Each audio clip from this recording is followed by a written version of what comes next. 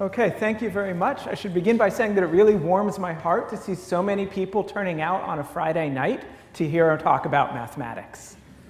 So I was asked to give a talk for a general audience, assuming as little background knowledge as possible, so I will do that. And so if I say something that doesn't quite make sense or you'd like clarification, please raise your hand. I think I can see all of you. To get you warmed up, I figured I'd just ask a few questions to learn who you all are. So can I get a show of hands for how many of you are mathematicians? Okay, a fair number. How many of you are physicists? Okay, how many of you are, say, neither? Terrific, okay, so you're the main audience for this talk, and the others, there'll be a few things I'll say that you might find slight flaws in. I hope you'll excuse me for oversimplifying a few things in order to make it intelligible. And that said, if you want to look up all of the caveats and details later, at the end of the talk, I'll mention where you can find details. So what I'd like to do in this lecture today is first just introduce you to graphs and networks. By the way, these are synonyms just used in different disciplines. So sometimes I'll say graph, sometimes I'll say network. I don't yet know if there's a pattern to my choice. But I'll introduce you to where they come up. And then I want to tell you about one of the, I think, the most interesting and successful ways we've had of analyzing them, which is what I call physical metaphors. So graphs really are an abstraction, and they're a very abstract thing. So, of course, in particular ones you think you understand, but to understand the abstract family of them is sort of hard. So the way that I often do this is I try to pretend that they're a physical object, because I think I have some intuition for the physical world. The physicists may disagree with me, but I think I have some intuition for it, and then that helps me translate my understanding of physics to an understanding of networks. And it's not always a perfect representation of the abstraction, but we've made a lot of progress this way. And I will tell you a lot about how that works. And at the end of my lecture, I'll tell you a little bit about my main area of research, which is algorithms. I actually do not spend much time analyzing networks, except for the purpose, for its own sake. Usually the reason I'm analyzing a network is I'm trying to design an algorithm that's going to deal with a network. And step one is analyze and understand the network you're dealing with. So for me, I usually do this in the service of algorithms, although I won't necessarily present it that way through most of the talk. So thankfully, people are becoming very, very familiar with networks because of things like Facebook and social networks. So this is an image that I took of a couple of the people I frequently communicate with on Facebook. So I'm at the middle. I am connected to each of them by an edge, a straight line. That indicates they're friends with me on Facebook. And when you see straight lines connecting two of these people, it means that they are friends with each other on Facebook. And this is an example of a sort of network that a lot of us encounter these days. So to protect the innocent, let me get rid of their names and draw networks sort of more like the way we usually do. Usually when we're dealing with networks, we use networks to represent connections between those objects. In this case, the objects are people. And we draw those objects usually as little circles, and we'll call them either nodes or vertices, depending on your field. And the connections between them we'll call edges. And I always will draw these as a line, sometimes straight, sometimes not, joining two of the people. So here I've, say, given you one vertex and one edge. There are some other edges just to point out where they are, and some other vertices. This is the way we usually draw networks. But let me take myself out of the middle. I mean, we know that I'm friends with all of these people, so we don't really need me there. And it will help us look at this thing. So one of the most important things to understand about networks is that while I've given you a picture of the network, the picture has nothing to do with the network, really. I could put these vertices anywhere I want. It is the same network. Just after I'm done moving them around, this picture sort of, I have the vertices arranged in semi-neat rows, but it reveals the structure of the network not as well. When I look at this, I don't really see what's going on. So let me put the vertices back where I had them initially. I tried to put them to draw the network in a way that would reveal the structure as well as possible. And somewhere near the end of this talk, I will tell you how I actually decided to lay this out. But not yet. I want to mention some other places we find networks. So one of the first places networks were really studied, or graphs, was by people making maps. They would take a look at a map, like this is a map of the United States, and try to understand how the states are connected to each other. And we can do that by making one node for every state, and then putting edges between two of them if they are adjacent, if they touch each other. And this gets us a very special kind of graph. It's a graph we call a planar graph. We call it a planar graph because I can draw it in the plane. It is possible for me, partially because our states are contiguous, connected, to draw this graph in such a way that the edges between every pair of states I can draw, and none of them cross. Okay, you might see there's a little bit of a crossing in the upper left up there, but that's just because I drew the picture poorly. You could move those edges so that they don't cross. So these are an amazing family of graphs, these planar graphs. And one of the fundamental theorems about them is called the four-color theorem. Actually, can I get a show of hands for how many of you have encountered the four-color theorem before?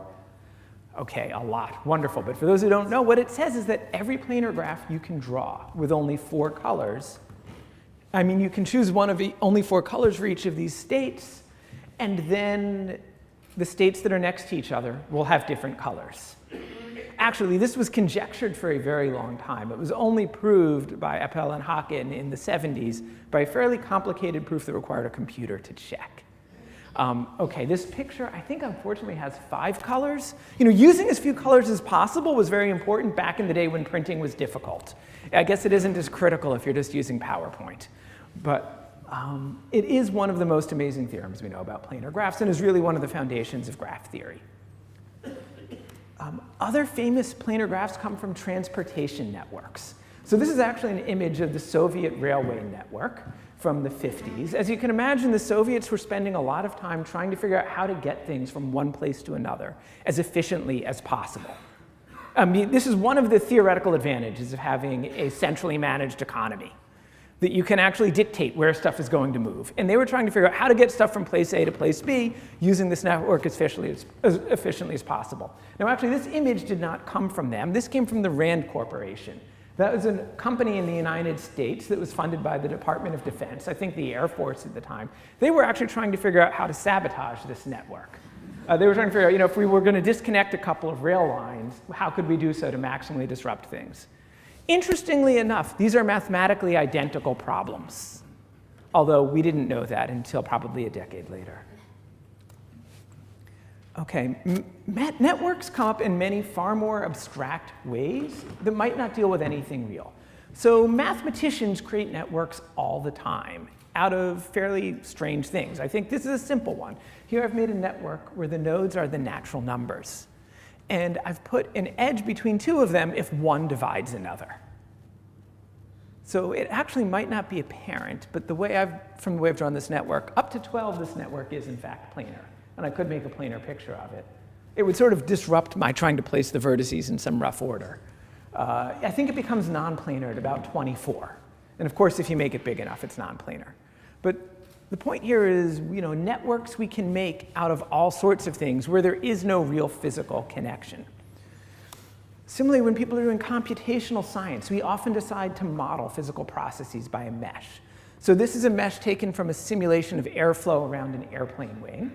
And you'll see it gets smaller and smaller and finer near the wing where all of the action is happening. But there's a very natural graph underlying this mesh. And when people are trying to figure out how they are going to efficiently solve computational problems on this network, they wind up, you know, on this mesh, they wind up using ideas from graph theory to figure out how to divide this up and how to solve the problems. Okay, here's an example of a network that really isn't real.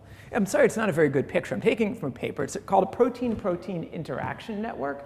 This is a network on around 1,500 proteins that exist in a yeast, where the little nodes, which are like labels here, are individual proteins, and people have put edges between them, at least if in experiments they did, these proteins interacted with each other. And there's a whole field called systems biology where people do such things. And they're trying to understand how yeasts function or how other things function, but trying to understand the structure of this network. This helps us get some grip on what's going on. But you know, there are a couple warnings. One, these are not real connections. These are merely, we did an experiment and we found these things interact. And perhaps more importantly, the lack of a connection here does not mean those things don't interact. It just means it wasn't observed in the experiments done to generate this network. And here's a little zoom in on it. We don't have a nice picture of this network. You see the edges are going all over the place. It's very tangled. It's tough to see what's going on. That, unfortunately, I think, is the nature of this network. The only way we really get a good grip on this network is by coarsening it. So here what they did is they gathered the proteins together based on their function. So you now have one word here for each particular sort of group of proteins. And then they drew the edges between them when there was an edge in that initial network. This we can begin to understand a little bit better and hopefully understand something about how these proteins function. Okay, that's just a few places networks come up. Networks come up all over the place. The web is one of my favorite examples. Nodes can be web pages, and you have an edge between them when one links to another. I mentioned trade networks. This is especially popular with certain sorts of economists. They will draw a network where the nodes are companies or countries, and they put an edge between them when they trade with each other. People have been very interested in trying to use this to try to understand how to prevent future financial crises. In that case, the nodes are usually banks and hedge funds and things like that. Gene regulatory networks is one that's been in the press a lot recently because there's been big projects to understand the human genome, and they've discovered that a lot of genes' functions seem not to be just to make proteins, but to regulate other genes. And a lot of these were previously thought to be sort of junk DNA that we've now discovered. I shouldn't say we, I was not any part of this, but scientists have now discovered or actually have the role of regulating other genes, and they connect them this way. And you can go on and on and on. Scientists are using networks to model all sorts of data they have. The way I describe this is when a scientist gets data, they usually do one of two things with it. A, they put it in a table. If we can't put it in a table, if it's not a nice table, then we try to make a network out of it. And it is a very useful abstraction, and then by trying to understand networks, we hope we will learn something about the underlying data or the stuff that's underlying it. Okay, so that was a very brief introduction to networks. I'm going to tell you in a moment how we go about analyzing them, but I really should ask if this has left any questions open. Because I guarantee that if one of you has a question, don't be afraid, someone else will have it. Oh, yes. Your comment about networks being useful, certainly they are, but they're being used by corporates, for example, as you gave an example of how to destroy Russia's transport network. So they're useful in terms of exploiting social systems. They have not proven to be successful in developing solutions. Okay, so let me repeat the question back, and I'll give you some counterexamples. So the question, or a challenge perhaps I should call it, was that networks have been useful in trying to exploit social systems, but really it's a question, have they been useful in trying to help solve social problems? So actually they have quite a bit, and then sometimes it's two sides of the same coin. There are people who use networks to try to figure out how to market things to you. And you might find that insidious or not, but the same sort of technology is used to try to figure out how to get people to take up better behaviors. So for example, I know people who are using network modeling to figure out, okay, if we want to spread, say, a new agricultural method in Bangladesh, as one of my colleagues is doing. It's very hard to get people to take on a new agricultural method because they've been doing something the same way for a long time and feeding their family, and they don't want to take a risk at doing something, even though it might be better for them in the long run. So how do they have to figure out who to do interventions with. Who do you educate in a village, let's say, and give them the tools so that the intervention will spread the most? And this is one of the tools being used in that. It's also been used in getting people to adopt microfinance in India, getting people to start using mosquito nets. And while people always like to go off into the developing world and think, can we help these people? We need it just as much here. The same ideas have been used to figure out how to get doctors to start washing their hands.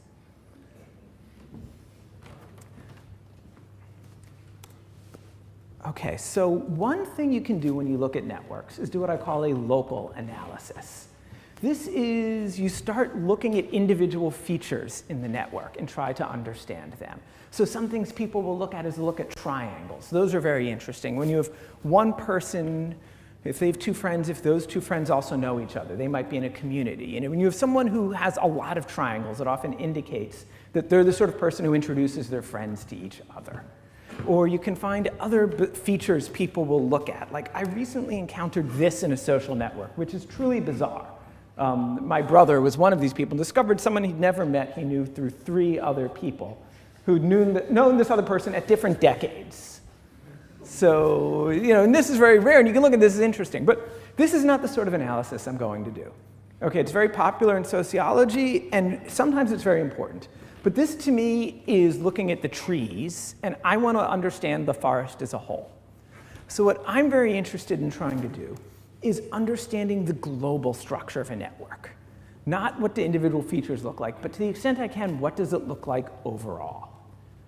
So what does that mean? Well, I think the most popular global feature to measure that people have heard about is the diameter of a network. This is how far apart can 2 nodes be. You talk about the 6 degrees of separation phenomenon, that in social networks it's thought that all people are maybe at most 6 hops apart. There's not really that good support for the number 6, but we do know that social networks expand very, very rapidly. And if you take 2 random people, there's often a relatively short path between them. Okay, but that's easy to measure. If you give me the network, I can compute that. So let's try something more challenging and maybe more informative. For me, the best way to understand a network is if I can draw a nice picture of it. Okay, if I can draw a nice picture of something, then I often really understand it. We can't always do that, but if we can, that's terrific. When I can't draw a nice picture of a network, what I will try to do, I'm sorry, this is generating a lot of feedback. Let's see.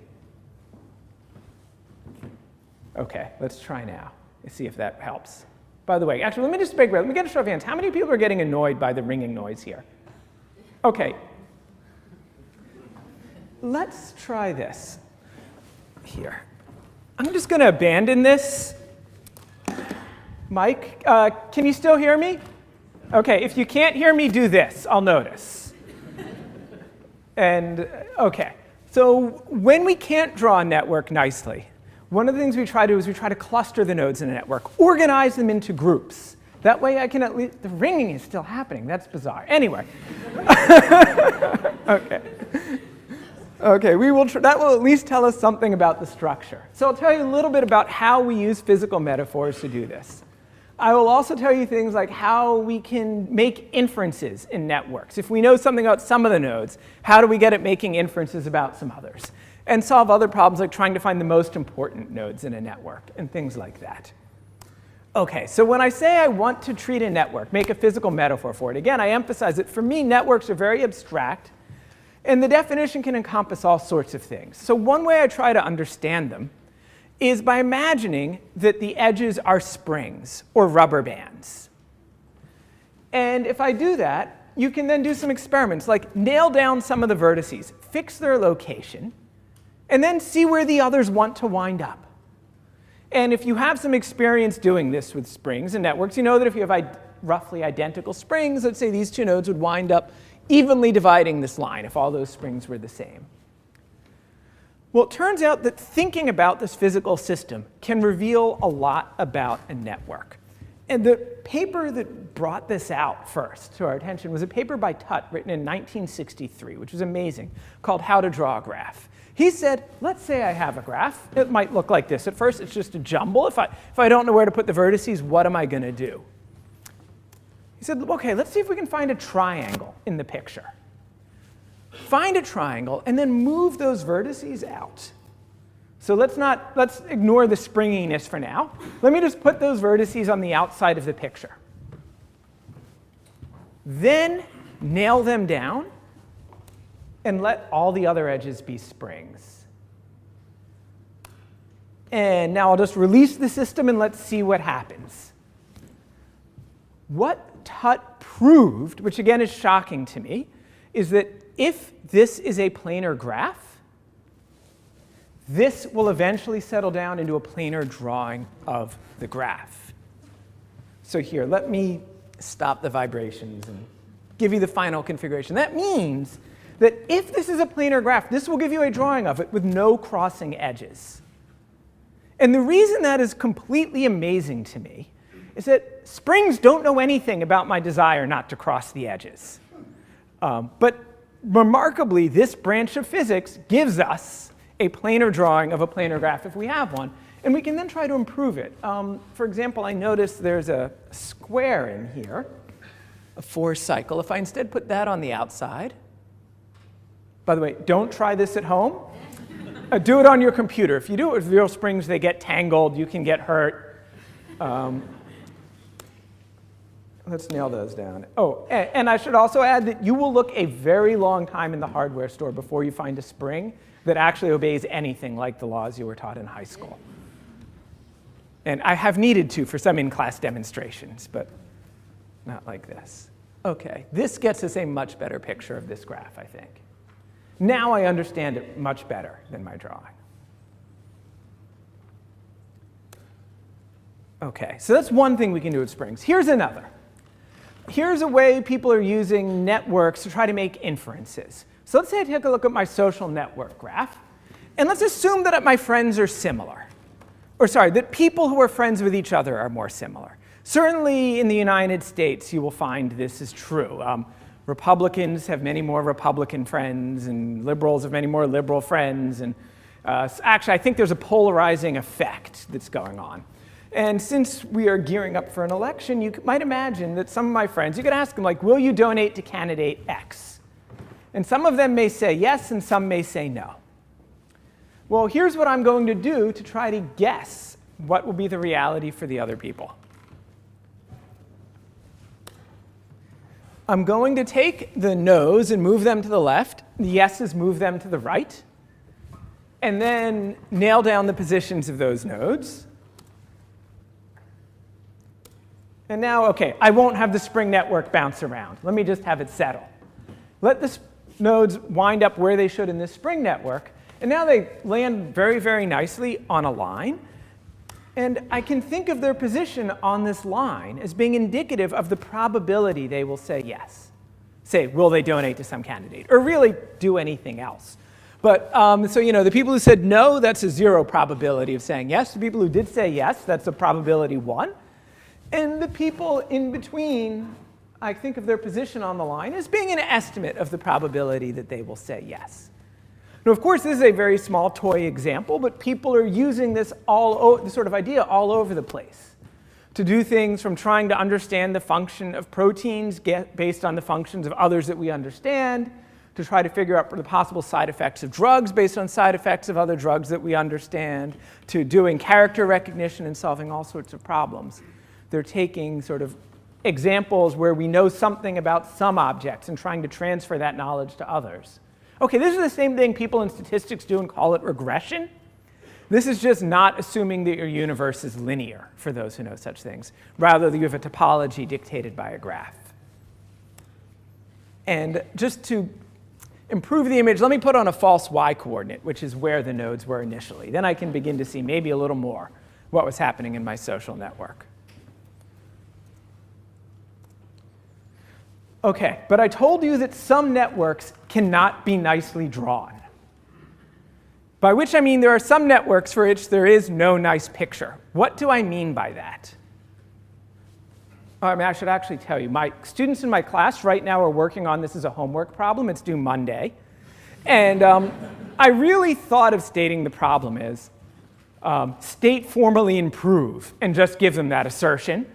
But I didn't. I was a little nicer. I put some definitions on it. So like a bad drawing of a graph. What's a bad drawing? It's a tangle. Almost, the picture is bad if most of the edges are long, if vertices are not actually nearby their neighbors. If you have things like that, and this is only 150 nodes. If you go to 1,000 nodes, and I try to do something analogous to this, even though there aren't many edges, each node in this graph, I think, only has 4 edges coming out of it at most. So it's not that there are many edges, but if you try to draw it, the entire picture will mostly be edges. And you can actually prove that graphs with certain properties, and I'll tell you those properties later, cannot have nice pictures. And it gets worse. If you look in the literature on social networks, you'll see people drawing networks that look like this. Now, is this the best drawing of the network they could make? I don't know. But they actually chose to publish it. Presumably, that means they had worse pictures. And we have no understanding of. Some people call these hairball pictures or something. OK, so some networks cannot be nicely drawn. So what do we do then? Well, if I can't draw it, I at least want to get a notion of some structure. So I try to get at that by clustering nodes, seeing if I can organize them into different groups. And we can use physical metaphors to do this too. One of the first ones that was used to do this is what we call diffusion in graphs. Here what we do is we imagine not that the edges are springs, but that the edges are conduits, like pipes. And you imagine that there's some sort of stuff. You can think of it as a fluid or a gas or something that you put at one of the nodes, and then you imagine it spreading along the pipes. So I might take the node at the top there, and imagine I put 1 unit of stuff there. We'll fill it up. And then stuff is going to flow along the edges. Say from those are the 2 edges leaving it. And once it starts flowing along those edges, once it hits the neighboring nodes, it'll start flowing from those nodes to their neighbors, and so on. And we can just let this process go. And it can take quite a while, depending on your graph, or you can speed up the simulation. But you can see that eventually the stuff will flow along and reach all of the other nodes in the network. Now, actually, this is a process where the end result turns out not to be very interesting, unlike the spring networks. What do I mean? I can tell you what's going to happen at the end. The amount of stuff at every node at the end will be proportional to the number of edges in that node. We call that the degree. And this is not completely unexpected. The more edges going into a node, the more ways there is for stuff to get there. So I know what the end result will be. Every node will have an amount of stuff depending on its degree. What's interesting is what happens in the middle of this process. So if you stop this process somewhere along in the middle, and you take a look at where most of the stuff is, like here it's in this arc in the upper right. You look at where most of the stuff is. These give you clusters in a graph. So what do I mean by clusters? Well, I can mathematically define a cluster.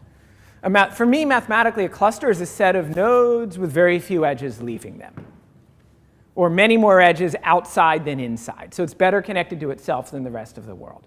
OK, that's not quite mathematical yet, but you could imagine putting a formula on that. And empirically, this cluster is a collection of people who are my professional colleagues and my family. Why are they connected? Because some of my professional colleagues are basically family and have lived with me or vice versa. And so they're friends with my children on Facebook. OK. You can actually prove that if your graph does have clusters, this process will find them. The heart of this proof is actually a theorem of Cheeger from 1970s, now known as Cheeger's inequality. That was a statement in differential geometry about manifolds, but there's a version for graphs that was proved a decade or 2 later, a decade and a half. And using that, we are able to prove that if the graph has clusters, then a process like this will find them. And that's nice, because not only, we know that if we don't find clusters, then we know they don't exist. And that's good, because you don't just want to run your code and say, I didn't find any clusters, I don't know what to do. This is if you don't find them, there are none. It doesn't mean you find the best ones, but if they exist, you can find them. So there's an improvement on this technology of diffusion and thinking of gas that is called personal PageRank. It's very closely related to the famous PageRank algorithm, and I will mention the relation in a moment, but first let me tell you the physical process that it models. The physical process is that of spilling paint in a graph. And paint is different than the sort of ideal gas I was spilling a moment ago, because not only does it flow when it's wet, but it dries. And what we can do is, let's say I put a bunch of wet paint in a node, and we'll let it get darker as it dries. Oh, let me blow up the picture so it's easier to see. And what will happen is I set this to dry very quickly. It makes for a faster process. And now what I can do is I can say, where did all the paint wind up when it dried? And if I look at the set of nodes with the most dried paint, well, the personal PageRank idea is the nodes with the most dried paint are the most important relative to where I started. So the idea is you want to say, what are the most important nodes, say for that one in the upper left where I put all the wet paint initially? Well, itself is the most important node for itself, but after that, these other ones I drew here were the most important. So this is sort of what PageRank uses as a measure of importance. And it's useful in a network if you want to figure out how one thing is relevant to another. It also lets us find clusters. Let's see, where did it go? Here it is. So if, again, I look at the nodes with the most dried paint, those give me another cluster. I think this cluster was college friends and high school friends.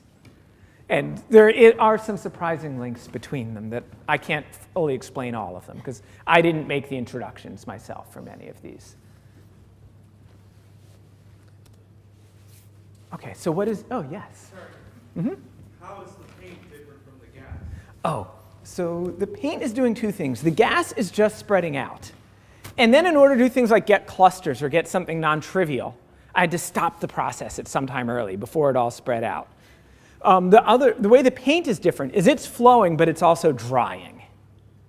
And you should think of it, that's what happens with paint, it dries. And here I'm just looking at where the dried paint wound up. Because once it dries, it can't flow any further. OK, for those who are following very closely, in both cases I had to make a choice. When I was modeling this diffusion process, I had to decide when to stop it to find clusters. In setting up the paint, there are actually two parameters in my simulation. There's how quickly the paint is flowing and how quickly it's drying. And the ratio of those is a choice that is equivalent to where I decided to stop the diffusion process. Although still working with this PageRank definition gets you better clusters and better algorithms. So I guess it's if the paint were to never dry, it's equivalent. Yes, if the paint were to never dry, it would be equivalent to my gas that I thought about. Yes, another question. Gas has a different property. It has equal pressure everywhere. So the number of edges to the node should be irrelevant. Oh, OK. So let me summarize that comment. Dan doesn't understand physics very well. Yes, I don't. I'm going on right. So a gas may work completely differently as far as I understand than a fluid, and I have no idea about all that. There are other objections you can make to some of these pictures I've drawn. Just let me point out, when I first wrote the code to do the simulation of the spring network, it never settled down. And I realized, that's because I was just taking Hooke's law, what I once learned in physics, for what a spring does. And it doesn't have any slowing down. It's just sort of the spring network would just act like a pendulum and keep vibrating. And then I had to put in some damping term.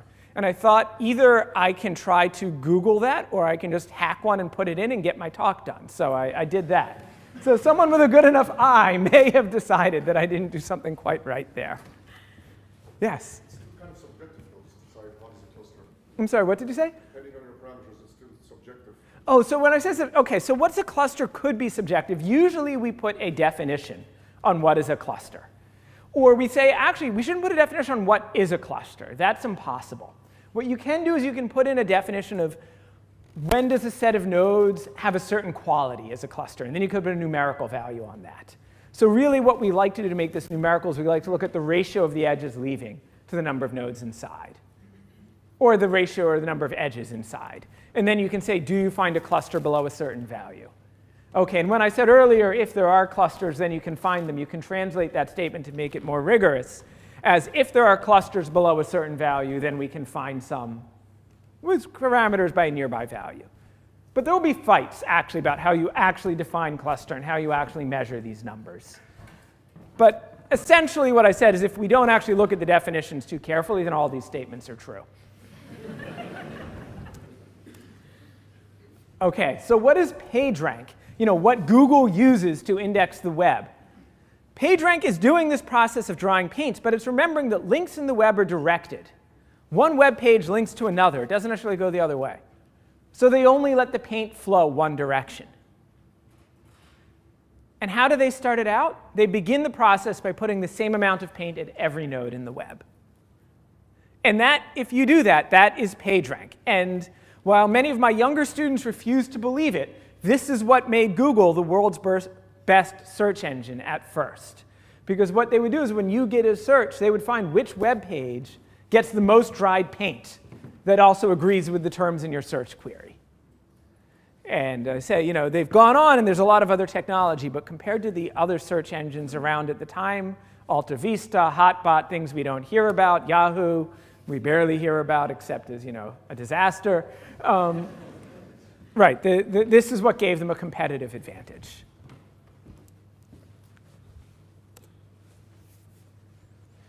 OK, so now I want to tell you about the most complicated idea here, but it's really the topic of my course this semester. which is what we call spectral graph theory. It's really studying the vibrations in these pictures. So if I was doing the simulation right with the springs, they would have never stopped vibrating. They would have just slowed down a lot.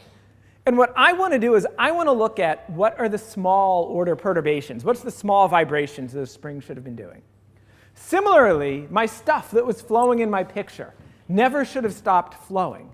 It never should have really settled down. There should have been always slight little bit of sloshing from place to place.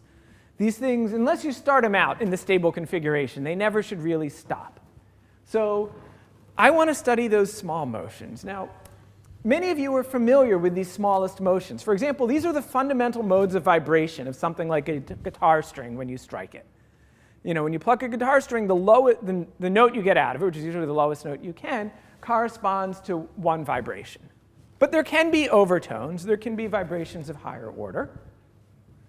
So this one is, say, a vibration that's twice as fast or twice as high a frequency. This is really what's going on in your graphs. So to put this on a graph, let me discretize the string. Here's a discretization of that string. I'll just make a couple of nodes. And this is the first order vibration here. Or for those who are mathematicians, this is an image I get from the first eigenvector of an appropriate matrix. First, I should say the one closest to 0 of lowest order eigenvalue. And this corresponds to studying things like my spring networks, where I've clamped edges. But also, you'll see that what I've done is I've sort of put my nodes here on a spindle so they can move up and down. Once I've decided to do that, I don't need to clamp edges anymore. So I can imagine I have my nodes as disks on a spindle with springs between them, and we can just let them go up and down on their own. And then the lowest order vibration is something that looks like this for my line. Let's go back to the social network graph. So here I'll take my social network graph, move one of the nodes up way high, and then let it go. And let the system, I think it will go. There we go. We can let these start bouncing around and see how they vibrate. And if we let it bounce around, eventually it will settle into a rhythmic pattern. We'll be waiting a very long time, so let me just show you. Here is what the fundamental mode of vibration of my social network is. OK, here's an important point. This didn't have to be this way. This is how I drew my social network. So I told you at the beginning, I would tell you how I chose to arrange these nodes around in an order. The way I did it is I found the fundamental vibration of this network, and then I arranged the nodes so they would move up and down with respect to that. Let me make that maybe a little clearer. I could have taken any picture of my social network, like this one, and done the exact same thing. I could put the nodes here. Really, the position of the nodes doesn't matter for what I'm computing for the fundamental vibration. It just tells me what it is. And I see some are moving up and some are moving down. And what I did is I took the ones that had the biggest swing in one direction and put them on one end of the circle and then just wrapped them around. So by organizing my social network so that I would get this beautiful picture, by really, this is I computed an eigenvector of a matrix associated with my graph and used it to order the nodes, I got, a nice picture of my social network that revealed structure. And actually, whenever I look contiguously along this image, I get clusters, which when I look back in my social network actually correspond to real live groups of people that if you were labeling this intelligently, that's how you would have labeled it. This doesn't always work, but it is a really useful tool. It's a really useful trick. So I told you earlier that there's some graphs that we cannot draw nicely. The reason is, in order to be able to draw something nicely, there has to be a low-frequency vibration. I mean, actually, if you took the picture, you would get a low-frequency vibration. Some graphs do not have them. So really, the statement I gave my students to prove in class is, say, if your graph does not have a low-frequency vibration, does not have a small eigenvalue, then prove there's no nice picture of it. Yes? So when you draw the network, the stuff we're talking about is just about the amount of connections each node has.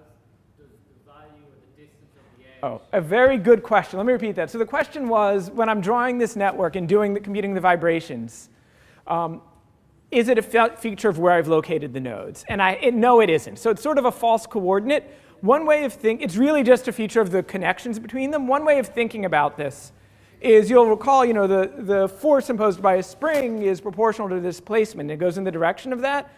Really, the way I should have done this is shrunk all the x and y coordinates in this picture down to make them really small. And then you would get something that's legitimate. And then this would really be the forces exerted by the springs. But it would be a horrible picture. Yes? When you talk about the difficulty in drawing nice pictures, are you always talking about two-dimensional? Oh, that's a good question.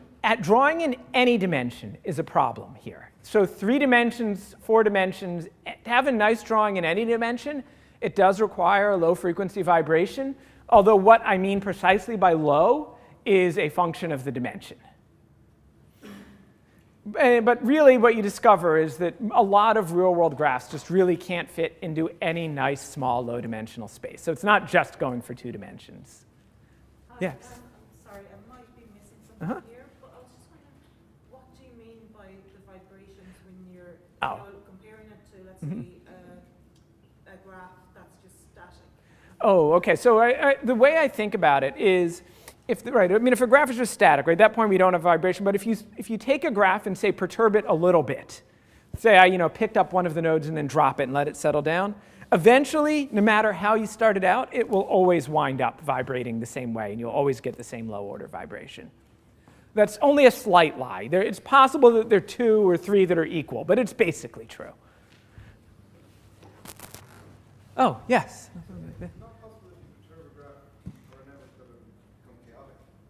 Oh, you said, is it possible if you perturb it that it'll become chaotic? By perturb, you mean like move one of the nodes or? So in this case, no, they will always settle down. At least this sort of simulation will always settle down into a fundamental mode of vibration. It's an attractor in the space.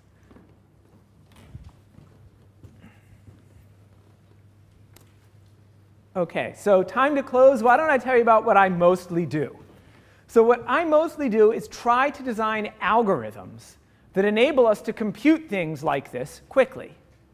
Now, of course, we developed this sort of tools inspired by physics, and physicists had already developed a lot of algorithms that worked really well on the graphs that arise in physics.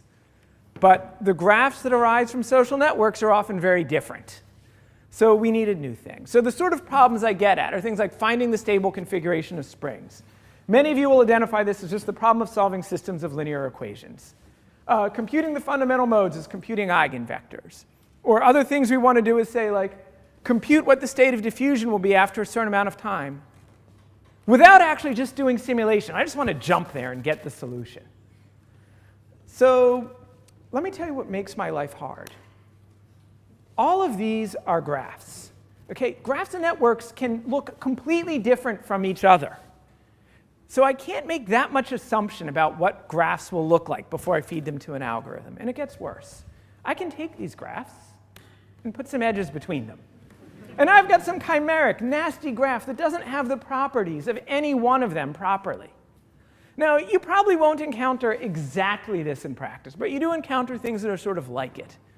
So we need to do things to divide the graph into the different parts and cut it up in ways that we can figure out how each part acts. And this is part of why I analyze graphs, so that if I need to design an algorithm to do something like flow as much stuff from one place to another, or solve some of these other problems, this is sort of step 1 in a lot of algorithms.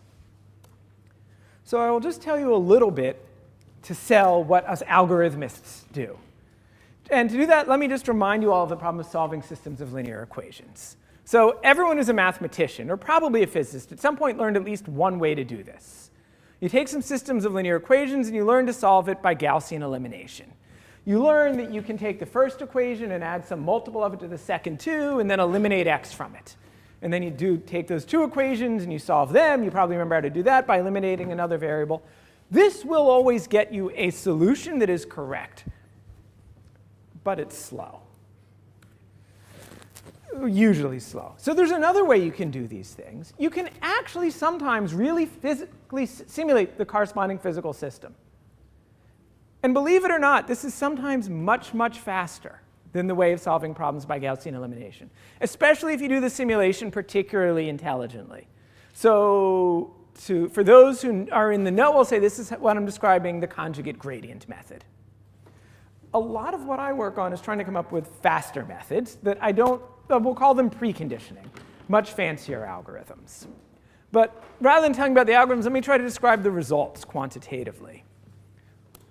So the way that we measure how good an algorithm is often is we measure its running time, and we talk about how many steps do you have to do in the computation. We measure that in terms of the input size. So let's say n is the number of variables in your system. And I can make a chart where n is the number of variables, and I have the number of steps going up the left, and then you can then measure how good these algorithms are. Gaussian elimination, the best thing to do if you've got pencil and paper, because you can do it by hand if your system is small, is sort of slow eventually. It grows like n cubed. It's that line shooting off very high. The number of steps grows very quickly. For the sort of systems that I've shown you today, the physical simulation approach gets you solutions in time order n squared, or less if you have a really nice system. So that's growing much, much more slowly. That's the red line. The sort of things that I do, we use preconditioning, get us running times closer to n times the log of n. OK, in case you don't remember what the log of n is, it grows very, very slowly compared to n. It's, of course, the number of zeros it takes to write out a number, or the number of digits you need to write a number. And really, to show you the difference in these running times, I have to put it on a log scale. So let's do this on a log scale. So say here I will give you the number of variables of a system you might want to solve, going from 1 to 1,000 to 1,000,000 to 1,000,000,000. And now we can plot the number of steps. And as you do this, the differences between these different algorithms become very clear, especially if you think about what you can do in this number of steps. So my laptop here could handle a little less than 10 to the 9th operations per second. They'll tell you it's 3 times 10 to the 9th, but that's only if you're in some magical, very lucky world. Usually it's a little less than that. So in 1 laptop second, if you're using Gaussian elimination, you can solve a system where that black line crosses the yellow one of about 1,000 variables. Using the algorithms that we make now, you can solve a system at about 100,000 variables in 1 laptop second. Now, does 1 laptop second really matter? Not very much. I have many of those to go around. But where this becomes significant is when you get to bigger and bigger systems. So you can say, how long does it take a supercomputer to do something in a second? There are almost 100 supercomputers on Earth now that run at 10 to the 15th operations per second. So with one of those, you could solve by Gaussian elimination something that we can do by fancier algorithms on my laptop in about a second. So that would be the next line going on there.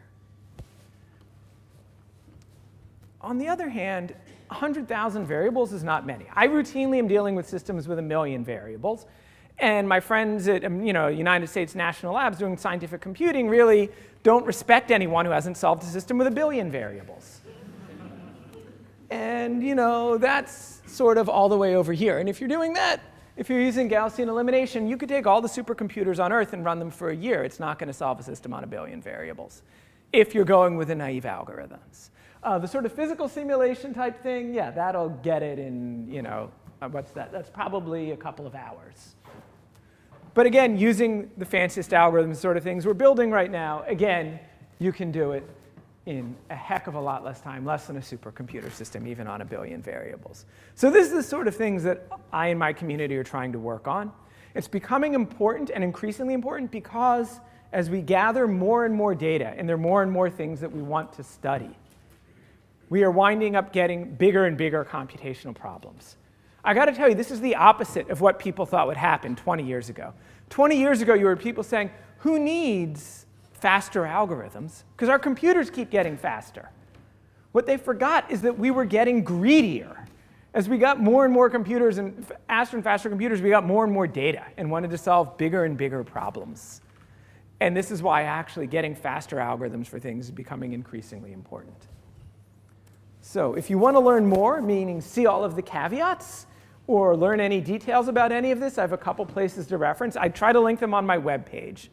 So first, I have a web page called something like Laplacian solvers, graph clustering, sparsification, etc. And it has a link. It begins with some popular expositions of this material, not by me. Some of them are pretty readable. and readable to general public, readable to undergrads, readable to grads, and then I have references to a lot of the papers that are related to this. And I try to keep current, so I update it probably once a month.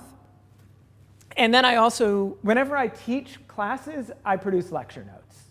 So if you really want to learn the details on this and see what my students are seeing, spectral graph theory is really a math course all about understanding graphs using eigenvectors and eigenvalues. And 2 years ago, I taught something called Graphs and Networks, which was really more of an applied math course. Say, how do we use these tools to analyze things, and involved far more computational experiments. Thank you.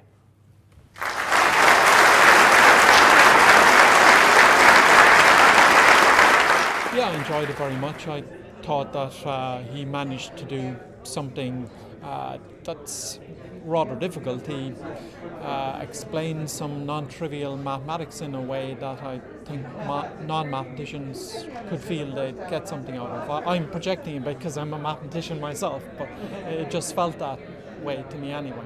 Well, I study physics, and I thought that was a really interesting way to look at stuff that we're used to seeing all the time. The visuals were amazing. Like the cool pictures with the putting pins down and letting everything vibrate about. Yeah, no, I thought it was fantastic. Like, I'm actually an intern at Amazon. I work in the network side of things, so I have a lot to learn from this kind of thing. And just to see the visualizations more than anything else, because the kind of things that I'm asked to do at Amazon are things that I don't really understand because I don't have this mathematical knowledge. So, yeah, seeing just the way that he visualizes it is probably the best thing about it, I thought.